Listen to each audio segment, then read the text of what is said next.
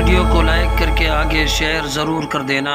کی حرمت کو پامال کرنے والوں، اللہ رب العزت کی کہ غضب کو جب کوئی چیلنج کرتا ہے تو پھر قدرت اس کو دھول چٹا دیتی ہے، قدرت اس کے ساتھ اعلان جنگ کرتی ہے۔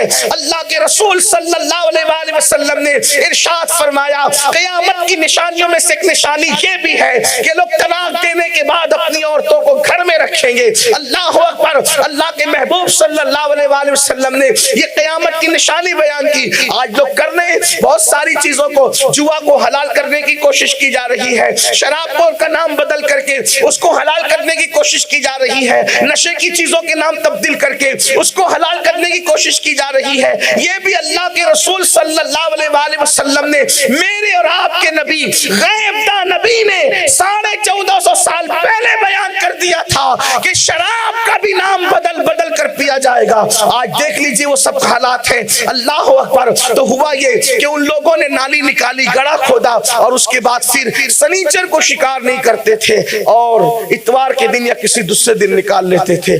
بنی اسرائیل میں 3 گروپ ہو گئے۔ ان کے اس فعل سے بنی اسرائیل میں 3 گروپ ہو گئے۔ آپ بہت دھیان سے سن لیں، مزید آپ کی توجہ درکار ہے۔ اہل منبر بھی اگر موبائل چھوڑ کر کے سن لیں تو ان کے لیے بھی برکت کی بات ہے۔ اس کی وجہ یہ ہے کہ جب اللہ رسول کے فرامین بیان کیے جائیں تو عوام اور اہل علم سب توجہ کریں۔ عوام کے لیے تو سیکھنے کی بات ہے، اہل علم اگر کوئی غلطی ہو تو اصلاح کے لیے، وہ موبائل میں لگے رہیں گے تو پھر ہوگا کیا؟ برکتیں جاتی ہیں اس سے۔ تو تھوڑا سا منبر کا بھی خیال کیا جائے، میری گزارش ہے کہ اگر تکلیف ہو تو مجھے معاف فرما دیں، لیکن اس کا خیال فرمائیں۔ ایک بار درود شریف پڑھیں آپ۔ رب صلی وسلم دائما ابدا علی حبیبک خیر الخلق کلہم، صلاۃ و سلام علیک یا جد الحسن والحسین۔ تو ہوا یہ کہ ان لوگوں نے یہ کرنے کی کوشش کی تو 3 گروپ ہو گئے۔ بنی اسرائیل میں 3 گروپ ہو گئے۔ نمبر 1 وہ گروپ جو مجرم اور پاپی تھا، یعنی مچھلیوں کا شکار کرتا تھا۔ نمبر 2 وہ گروپ جو ان کو منع کرتا تھا کہ مت کرو، اگر تم ایسا کرو گے اللہ کا عذاب آئے گا، تم نے نہیں کرنا، اور سنو اگر تم نے کیا تو ہم تم سے تعلق توڑ دیں گے۔ ایک مجرم ہے اور ایک دوسرا گروپ ہے جس کو میں آج کے ماحول میں یہ کہوں گا کہ لوگ اس کو کٹر گروپ کہتے ہیں۔ سمجھانے کے لیے یہ کٹر لوگ ہیں، کوئی بھی چیز دیکھتے تو ٹوکتے ہیں۔ اگر ٹوکنے والے دنیا سے ختم ہو جائیں تو وہی انجام ہوگا جو بنی اسرائیل کا انجام ہوا۔ یہ محفلیں بھی روکنے اور ٹوکنے کی محفلیں، ورنہ امر بالمعروف نہی عن المنکر کا مطلب کیا ہے؟ تو بنی اسرائیل کے 3 گروپ ہوئے، شکار کرنے والا مجرم، منع کرنے والا حق گو گروپ، نہیں کرنا ورنہ تم سے تعلق توڑ دیں گے، نہ سلام کریں گے نہ کلام کریں گے۔ تفسیر اٹھا کر کے دیکھیں۔ ایک دوسرا گروپ تھا بیچ والا گروپ۔ یہ گروپ ہمیشہ خطرناک رہا ہے۔ بیچ کے لوگ ہمیشہ خطرناک رہتے ہیں، یہ بات اچھی طرح یاد رکھنا۔ کہیں بھی بچولے کبھی بہتر نہیں ہوتے، اسی لیے دنیا میں ایک مومن ہے، ایک کافر ہے، اور اس کے بیچ میں منافق ہے۔ دیکھیے اللہ نے مومن کی شان بیان کی، چند آیتوں میں بیان ہو گئی، کافر کی مذمت کی، چند آیتوں میں بیان ہو گئی، لیکن منافقین کے لیے 17 آیتیں بیان کی گئی، کیونکہ یہ تھے بچولے۔ یہ طبقہ بڑا، ہر دور میں یہ طبقہ بڑا خطرناک رہا ہے۔ مجرم ہے اور مجرموں کے ساتھ لڑائی کرنے والے ڈٹ کے کھڑے، اور بیچ کے لوگ ہیں ہم تو شکار نہیں کریں گے، ہم شکار نہیں کریں گے، لیکن ان کو منع بھی نہیں کریں گے، ان سے سلام بھی کریں گے، کلام بھی کریں گے، اور باتیں بھی کریں گے۔ اگر آپ ان کو سمجھ لیں تو ان کو آپ صلح کلی کا بھی نام دے سکتے ہیں، اگر سمجھنے سمجھانے کے لیے کہیں تو۔ یہ بیچ کا گروپ ہے۔ اب ہوا کیا؟ یہ جو گروپ تھا جو منع کر رہا تھا، اس گروپ نے کہا کہ اگر تم نے نہیں مانا تو بات چیت بند، اور جو بیچ کا گروپ تھا اس سے بھی کہا تم بھی یہ سب کر رہے ہو، مجرموں کے ساتھ اٹھتے بیٹھتے ہو، ان کی ہمت بندھاتے ہو، ان کا بائیکاٹ نہیں کرتے، تم بھی ادھر ہی جاؤ، ہم تم سے بھی بات چیت بند کرتے، سلام کلام بند کرتے۔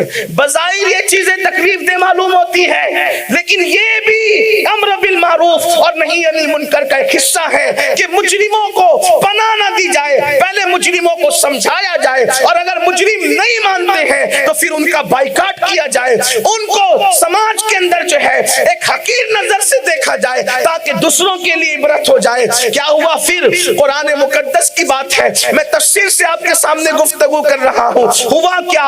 दोनों ग्रुप अलग हो गए, ये ग्रुप अलग हो गया, उन लोगों ने इनके दरमियान जो है एक दीवार कायम कर दी, दोनों को अलग कर दिया। बीच का ग्रुप शिकार नहीं करता था, शिकारियों को मना भी नहीं करता था, जुर्म करता भी नहीं था, जुर्म करने वालों को रोकता भी नहीं था, और फिर दीवार उठ गई। रोजाना एक दूसरे की आवाज सुनते थे, लेकिन एक दिन ऐसा आया कि अहले हक का ये ग्रुप जो मुखालिफत पे डटा था, जो लोगों को डांट रहा था, इस्लाह कर रहा था, समझा रहा था, नहीं मानने पर जो है उनको अलहदा कर दिया था, सलाम कलाम बंद कर दिया था। एक दिन उन्होंने देखा कि दीवार के पीछे से कोई आवाज नहीं आ रही है, तो उन्होंने कान लगाया, कोई आवाज नहीं आ रही थी। जब उन्होंने दीवार पर चढ़ के देखा तो क्या देखा कि वो सब के सब सूअर और बंदर की शक्ल इख्तियार कर गए हैं।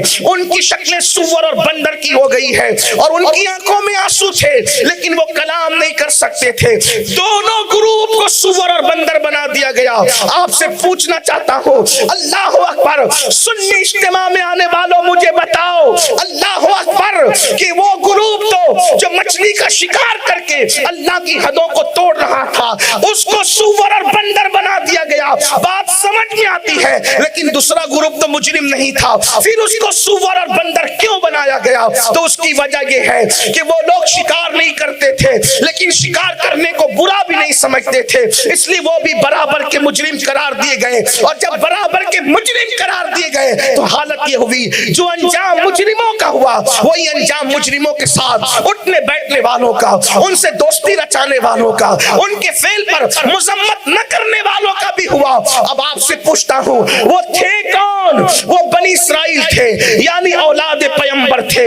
अब आपसे पूछता हूँ कि अपने आप से मोहब्बत नहीं, अपने आप से खुलूस नहीं, अपने आप से प्यार नहीं, अपनी आखिरत से मोहब्बत नहीं, मुसलमानों बताओ, अगर अल्लाह की मना करदा चीज को बनी इस्राइल औलाद पैगंबर करें तो अल्लाह उनको सूअर और बंदर की शक्ल दे देता है। अल्लाह अकबर, हमारा क्या अंजाम है? और फिर हम तो बीच वाला ग्रुप भी बने हुए हैं, दीनदार तबका अक्सर बीच का ग्रुप बना है कि वो गुनाह तो नहीं करता, लेकिन गुनाह करने वाले को रोकता भी नहीं है, उनको टोकता भी नहीं है। क्या आपने नहीं सुना? आप मिसाल के तौर पे देखें, बहुत सारे गुनाह कबीरा हम देखते हैं, लेकिन रोकने की कोशिश नहीं करते, टोकने की कोशिश नहीं करते। मिसाल के तौर पर नशे को ही ले लीजिए, अल्लाह अल्लाह, नशा समाज में आम हो रहा है, ये भी गुनाह कबीरा है। यहाँ तक अल्लाह के रसूल सल्लल्लाहु अलैहि वसल्लम ने फरमाया, मेरी उम्मत के कुछ लोग होंगे जिनके चेहरे बदले जाएंगे, उनके चेहरे भी बंदर और सूअर की तरह किए जाएंगे। और ये भी फरमाया, रातों रात उनके मकान जमीन में धंसा दिए जाएंगे। अल्लाह के हबीब गैब का नबी सल्लल्लाहु अलैहि वसल्लम फरमाते हैं, रातों रात उनके मकानात जमीन के अंदर धंसा दिए जाएंगे। आका फरमाते हैं, कब्रों में उनकी शक्लें सूअर और बंदर की तरह कर दी जाएगी। असहाबे मुस्तफा ने पूछा, या रसूल अल्लाह, जिनके घर रातों रात जमीन में धंस जाएंगे, जिनकी शक्लें सूअर और बंदर की तरह कर दी जाएगी, वो कौन लोग होंगे? क्या वो कलमे के मुनकिर होंगे, यानी वो मुसलमान नहीं होंगे? तो मेरे आका अलैहिस्सलाम ने फरमाया, कलमा भी पढ़ेंगे, कुरान को अल्लाह की किताब भी कहेंगे, मुहम्मदुर रसूलुल्लाह को अल्लाह का नबी भी कहेंगे, उसके बावजूद भी उनके घर रातों रात जमीन में धंसा दिए जाएंगे और उनके चेहरों को कब्रों में तब्दील कर दिया जाएगा। पूछा, वो कौन होंगे? फरमाया, वो म्यूजिक बजाते होंगे, वो म्यूजिक में मुब्तला होंगे, मौसीकी में मुब्तला होंगे, नाच गानों में मुब्तला होंगे, और फरमाया शराब का नाम बदल बदल करके पिएंगे। आपसे पूछना चाहता हूँ, वो भी धंसेंगे।